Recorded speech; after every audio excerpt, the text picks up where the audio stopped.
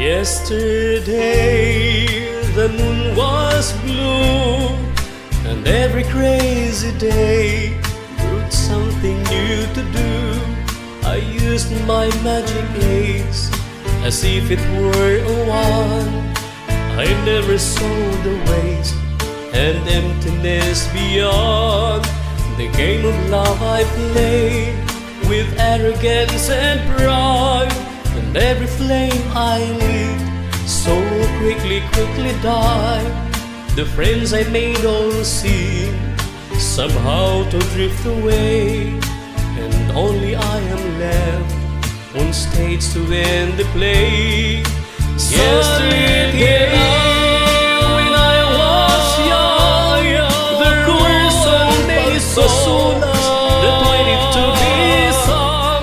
So many declarations lay in store for me, and so much pain my dazzled eyes refuse to see.